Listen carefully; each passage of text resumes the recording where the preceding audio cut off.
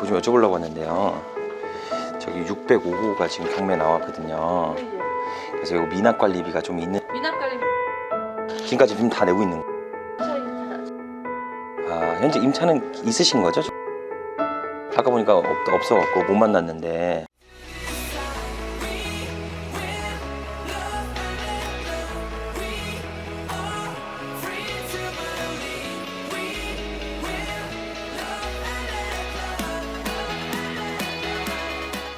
자, 반갑습니다. 대장 김상준입니다. 지속되는 주택 규제로 인해 비교적 규제가 적은 지식산업센터의 투자에 많은 관심들을 가지고 있습니다.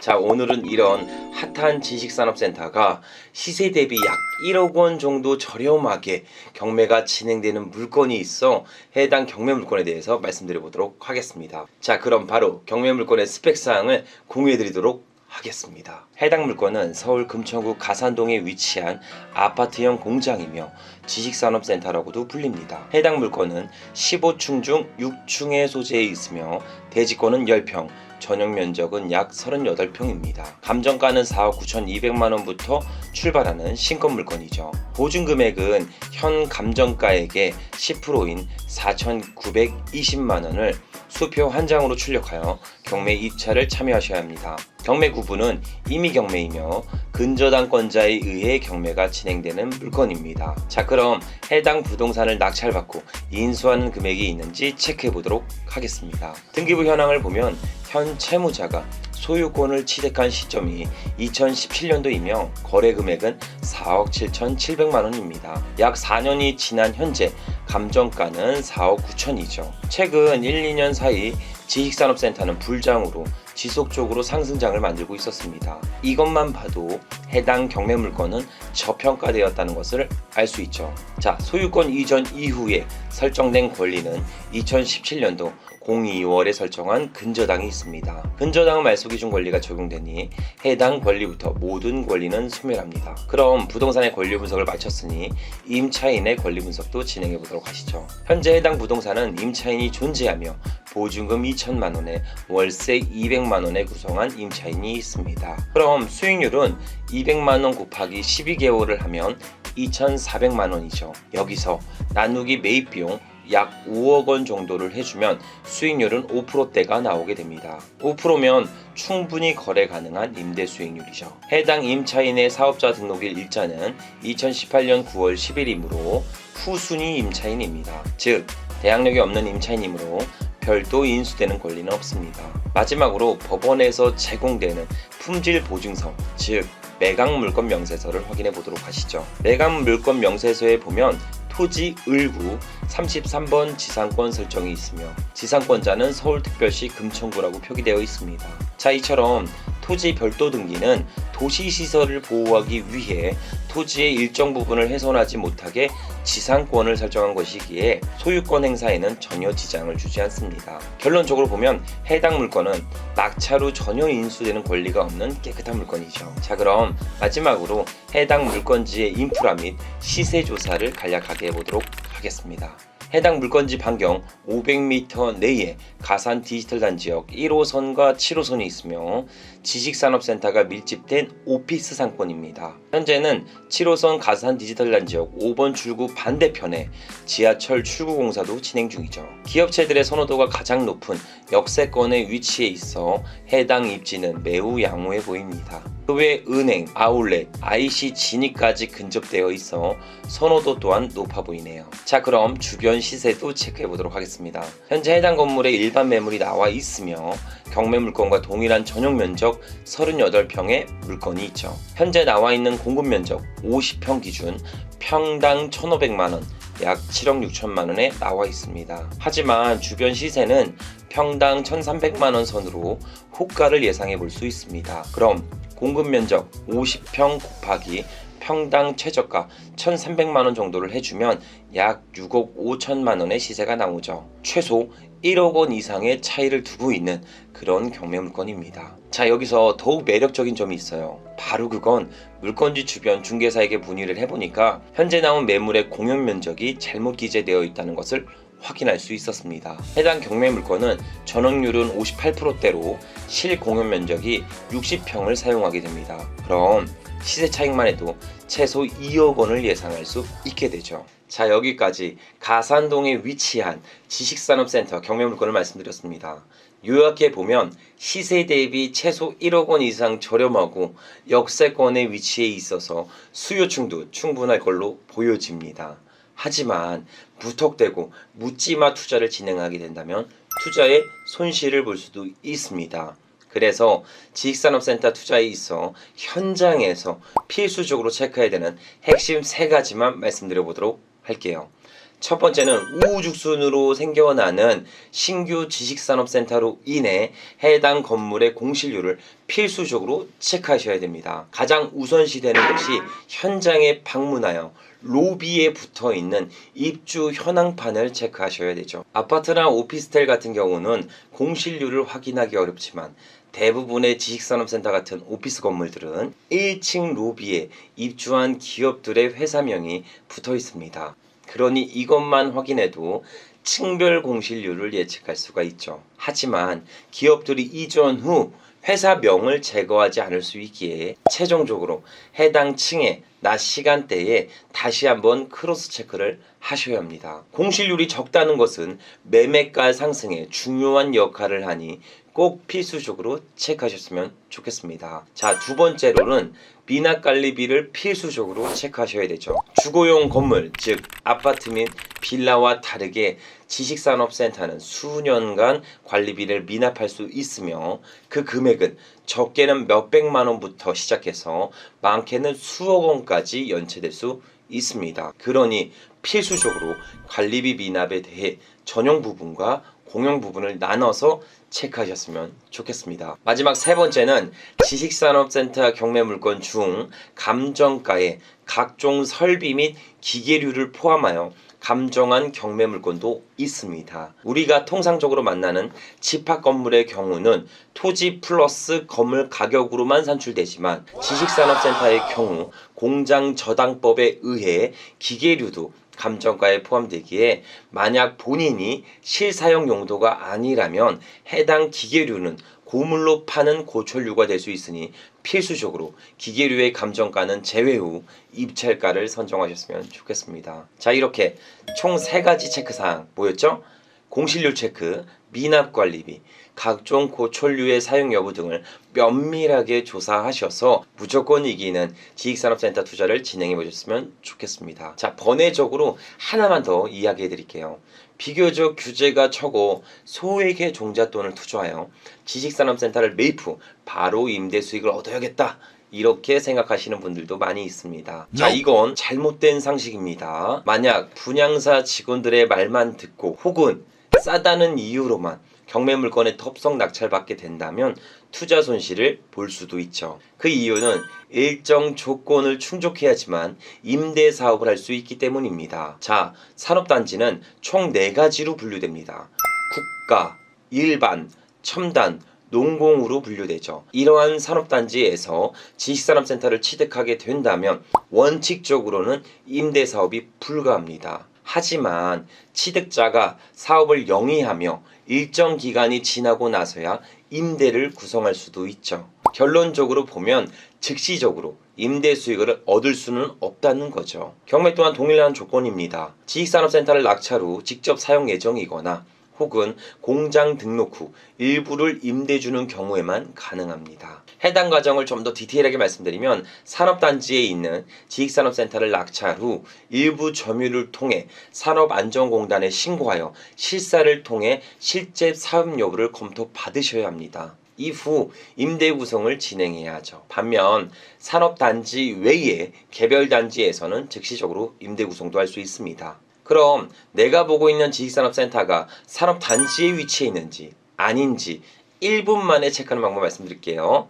바로 그건 토지 이용 규제를 통해 확인해 볼 수 있습니다. 매입하려는 지식산업센터의 주소를 토지 이용 규제 서비스에다가 사이트에다 검색 후 지역 지구 등에 국가산업단지 혹은 산업시설구역이라고 표기되어 있다면 해당 지식산업센터가 산업단지에 위치해 있는 것을 바로 체크할 수 있죠. 이 부분 꼭 확인하셔서 정확한 입찰 플랜을 만드셨으면 좋겠습니다. 현재 가산동에 위치한 경매물건도 국가산업단지 지역에 위치해 있어 일부 점유에 대한 조건을 충족 후 임대 구성이 가능한 점 참고해 주세요. 자, 그럼 바로 제가 현장에 나가서 물건의 컨디션을 확인해 보도록 하겠습니다. 저와 함께 바로 지금 물건지로 출발해 보시죠. 자, 드디어 물건지에 도착했습니다. 자, 오늘은 영상을 제가 전면부에서 촬영을 하려고 했는데 너무 많아요. 지금 출근 시간에 겹쳐서 동선이 사람들이 너무 많이 왕래를 하셔갖고 좀 불편하실까봐 후면부에 와서 촬영하고 있는 점 양해를 좀 부탁드리도록 하겠습니다. 지금 역세권 가산 디지털 단지역 7호선에서 5번 출구에서 도보로 5분 정도 거리밖에 안 돼 이 물건이 위치해 있어서 가시성은 월등한 편으로 보여집니다. 그 외 5번 출구 반대편에 이랜드 사옥이 있는데요. 그쪽에서도 출구를 좀 만들고 있는 공사를 진행 중에 있어서 추후에는 직주 근접이 더욱 양호해질 것으로 보여지네요. 그 외에 해당 지식산업센터 전면부에 버스 정류장이 위치해 있어서요. 이게 출퇴근하시는 회사원들의 직주 근접의 편의성을 충분히 케어하고 있습니다. 아파트와 다르게 지식산업센터는 로열층의 기준이 없어요. 조망권을 확보하지 않아도 됩니다. 기업들이 원하는 조건은 해당 지식산업센터의 구조에 대해서 더 관심이 많을 뿐이지 층별 로열층을 따지지 않는 점, 이 점은 참고해 주시면 좋을 것 같아요. 단 지원시설이 가능한 지식산업센터 호실은 주변의 시세보다 통상 2에서 30% 정도 높은 가격을 책정하고 있습니다. 이렇게 지원시설이 가능한 시설은 통상 1, 2층에 위치해 있어요. 근데 우리 경매 물건은 6층이라 지원시설의 경매 물건은 아닙니다. 자, 그럼 보다 자세한 사항을 체크하기 위해 내부로 진입해서 물건지를 좀 보도록 하겠습니다. 근데 사람이 너무 많아요. 지금 회사에 출근하신 분들이 너무 많아서 영상을 보시는 부분에서 다소 불편한 점이 있는 점 양해를 부탁드리도록 하겠습니다. 자, 그럼 물건지로 바로 출발해 보시죠. 네, 말씀하세요. 네, 저 지식산업센터 물건 좀 보고 있어서요. 네네. 네, 가산 디지털 단지역 도보로 5분 내지 10분 정도의 거리 위치해 있었으면 좋겠거든요. 네. 네, 그리고 실사용 면적은 50평 정도. 지금 현재 그 매매가 가능한 것들이 요새는 뭐 매매가가 계속 오를 거라 생각해서 사람들이 지금 다 안 내놓고 있거든요. 내놔도 오르고 있는 상태고요. 가산 디지털 단지역 거기서 한 도보 5분 10분 거리에 평당가 얼마 정도예요, 요즘에? 한 1,500에서 1,800 정도 가요. 아, 부르는 게 값이다 보니까 기준이라는 게 딱 예전같이 딱딱 명확하게 그냥 구분되지는 않고요. 네. 매물 나와 있는 걸 좀 있나 보니까 네. 저기 그 가산 디지털 지역에서 좀 가까운 데가 월드맵의 평수가 좀 마음에 드는 게 하나 있더라고요. 월드 2차요. 거기는 좀 어때요? 여기는 전용으로 한 38평이고요. 입주한 지 한 15년 이상 된 건물이다 보니까 네. 뭐 호불호가 갈리는 거죠. 거기는 평당가가 얼마예요, 거기는? 거기도 한 1,000에서 한 1,200 정도? 거기가 계약 평수 어바웃으로 한 65평 정도 되고요. 네. 1,200 정도 잡으면 한 7억 8천 정도 나옵니다. 월드 건물이 밑에 그 음식점이나 커피숍이나 이런 게 잘 갖춰져 있어서 네. 좀 괜찮더라고요. 건물을 한번 보고 왔는데. 맞아요. 좋아하시는 분도 실질적으로 사용하기에는 딱 괜찮은 건물이에요. 왜냐하면 초역세권은 좋기는 한데 비싸다는 단점이 있고요. 네. 그 건물은 도보로 한 5분 이내에 직원들이 출퇴근하는데 큰 무리가 없고 뭐 말씀하신 건 상가도 그렇게 막 적절하게 돼 있고 너무 많아도 좀 머리 아프니까. 그렇죠. 그리고 여기서 그렇게 멀지 않고 건물 관리는 그래도 나름 좀 돼 있어요. 앞쪽으로 이제 더 오시면 네. SK 같은 데는 지금 내놓는 게 뭐 한 1,800? 막 부르는 게 값이다 보니까 기준이 없어요. 사람들이 1,200도 싸다. 야, 안 내놓고. 이제는 한마디로 뭐 임대 수익률의 기준이 아니라 지가 상승인 아파트네요, 완전. 맞습니다. 그래서 평당 지금 월 같은 데는 그 전용률이 60%고 연식이 15년 정도 됐으니까 그 정도 지금 평균 한 1,000만 원, 1,200 정도 넘어가면 네. 월세 받아가서 이자도 못 내요, 이제는. 뭐 월세를 내면 그래도 그냥 4억을 사서 이렇게 좀 살고 싶다 이런 거밖에 못 산다는 거죠. 그렇죠. 그리고 두 번째로는 뭐 이 지산이 이 정도면 땅값은 이거에 한 두세 배는 더 올랐어요. 땅이 없어요. 그러다 보니까 이 지산이라든지 그 부동산에 대한 가격들이 엄청 비싸다는 거죠, 지금. 어마어마하게 보니까 이거 한지 걸러서 다 지금 신축하고 있던데 지산이. 네. 네. 그 과잉 물량으로 이거 나중에 거품 다 빠지지 않을까요? 저희는 좀 그렇게 생각 안 하는 게, 이 네. 가산 구름은 그 직원들 구하기가 좀 쉽고, 역에서 되게 가까워요, 다. 월드 보시면, 뭐 제가 여유있게 5분이라고 했을 때 진짜 한 2, 3분이면 가요. 그래. 지하철 내리면 보이니까 건물이. 네. 그 정도의 자가 사옥을 구할 수 있냐, 이제는 서울은 못 구한다는 거죠. 제가 하고 바로 연락드리겠습니다. 네, 매물 주셔도 연락 주세요. 우선 가장 중요한 건 우편물 체크입니다. 우편물에 통해서 해당 임차인이 사용 수익화를 하고 있나. 우편물이 다수에 쌓여 있다면 현재 사업을 안 하고 있을 수도 있겠죠. 잠깐 들어가 보니까 우편물은 이쪽에 있어서 이쪽이랑 이쪽에 이렇게 우편물이 있거든요. 여기랑 이쪽이랑 605호죠. 605호 요 밑에 있네요. 제 우편물이 지금 현재 전혀 없습니다. 현재 사업을 영위하고 있다. 그래서 우편물이 없는 점 참고해 주시고, 이렇게 보시면 저기 커뮤니티 공간이 있고요. 저렇게 열체크하는 공간들도 충분히 갖춰져 있습니다. 자, 우리는 너무 지금 출근 시간이 너무 많으시니까 좀 뒤에 한적한 엘리베이터를 좀 타도록 하시죠. 자, 드디어 6층에 도착했습니다. 자, 우리 호실이 여기고요. 승강기 내려서 바로 왼쪽 편에 위치해 있습니다. 이렇게 양쪽에 있는 기업들은 가장 홍보 효과를 많이 누리게 돼요. 그러니까 손님들이 찾아오거나 거래처들이 찾아왔을 때 바로 즉시적으로 볼 수 있는 홍보 효과를 갖고 있기 때문에, 어떻게 보면 이 해당 호실이 전체를 쓰고 있는 듯한 느낌을 갖기 때문에 가장 선호도는 엘리베이터에 내렸을 때 바로 보이는 이런 호실들이 인기가 가장 높습니다. 제가 아까 전에 못 찍었는데요. 1층 로비에 보시면 이렇게 입주한 기업들이 다 나와 있어요. 근데 전체 기업들이 다 입주했습니다. 공실률이 없어요. 해당 6층도 마찬가지고 전체 공실률이 없습니다. 이렇게 쭉 둘러볼게요. 한번 둘러보시죠. 이렇게 기업들이 입점되어 있고요. 자, 이런 식으로 입점되어 있고, 이쪽은 화장실. 이렇게 코너 자리에 있는 자리는 굉장히 좋아요. 왜냐하면 서비스 면적을 더욱 많이 적극적으로 활용할 수 있습니다. 저 뒤에 면적까지 활용할 수 있어서 이거는 2개 호실 터서 쓰는 것 같네요. 그래서 이렇게 코너 자리나 혹은 승강기 내렸을 때 전면부를 많이들 선호하시죠. 자, 여기 화장실이 잘 돼 있고요. 공용 화장실이 돼 있고, 여기는 화물 엘리베이터 설치가 되어 있고요. 여기는 시계가 있네요.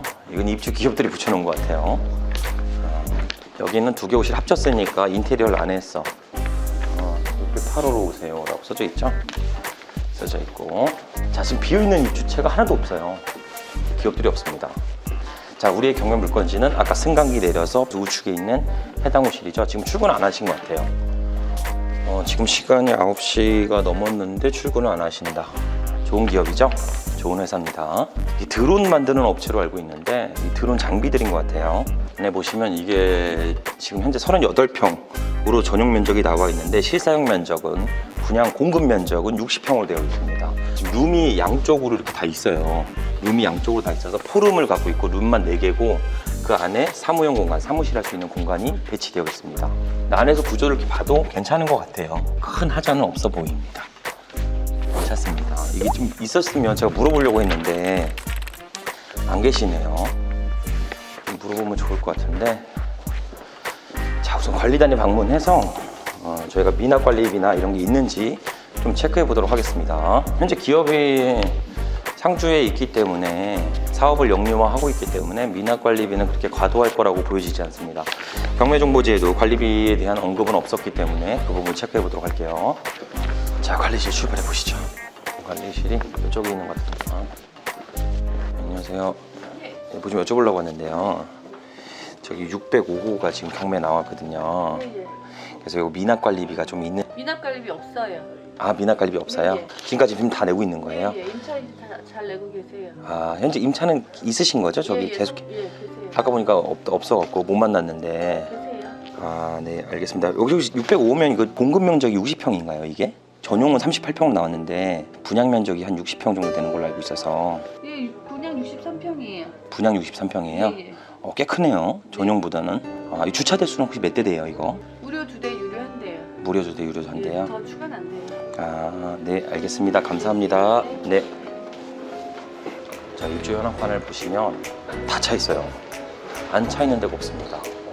비노실이 없어요. 6층만 아까 가도 없었는데. 그리고 여기 커뮤니티 시설도 이렇게 존재하고 이렇게 손 소독제도 배치되어 있습니다.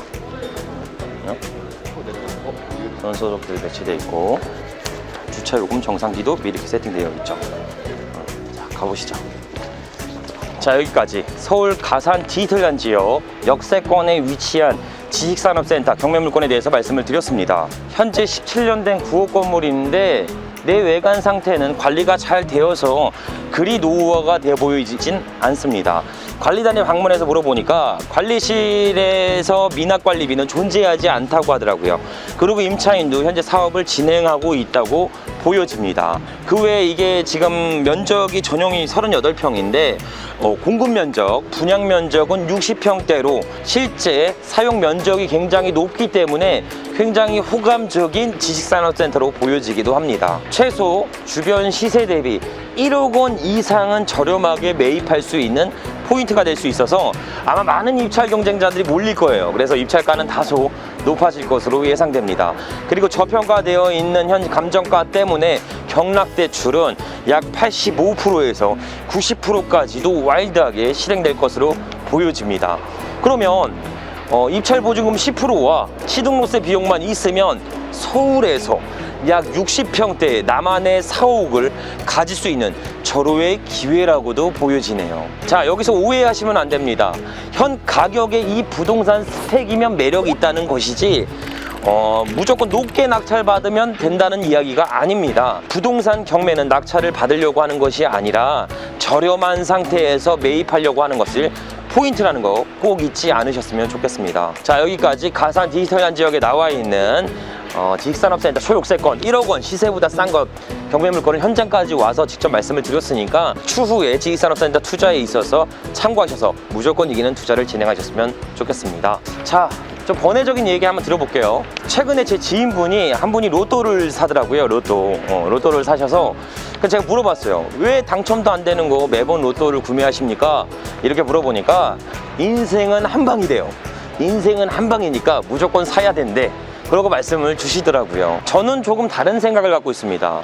제 지인분이 투자나 자본소득을 세팅하는 방법을 배우려고 하지 않고 현재 근로소득에만 의존해서 돈을 벌고 계십니다. 만약에 이분이 극악의 확률로 로또의 1등에 당첨이 되더라도 그 돈은 신기루처럼 사라지게 됩니다. 왜? 그 돈을 지키고 불릴 수 없는 기술력이 없기 때문이죠. 하지만 부동산 경매 투자는 다릅니다. 본인만의 가이드를 잡고 투자에 대해서 예측 가능한 시나리오를 짠 다음에 낙찰 후 수익을 얻었다면 돈 버는 기술력을 얻게 되는 겁니다. 즉 해당 공정, 부동산 경매 투자에 대한 공정을 몸으로 전부 습득했기 때문에 다음에 또다시 그 돈을 벌 수 있는 힘이 생긴다는 거죠. 그로 인해 그 부자의 그릇을 키운 것만큼 추후에 경매 투자가 보완돼서 더 큰 수익을 지속적으로 만들어가게 됩니다. 절대 잊으시면 안 됩니다. 그 돈 버는 수치에 연연하는 게 아니라 그 돈을 벌 수 있는 기술력을 얻는데 집중하셔야 합니다. 대장TV 시청자 모든 분들의 부자의 그릇을 키울 수 있도록 제가 옆에서 같이 서포트하면서 같이 가도록 하겠습니다. 오늘도 긴 영상 시청해주셔서 감사드리며 앞으로 보다 양질의 영상으로 보답드리도록 하겠습니다. 감사합니다.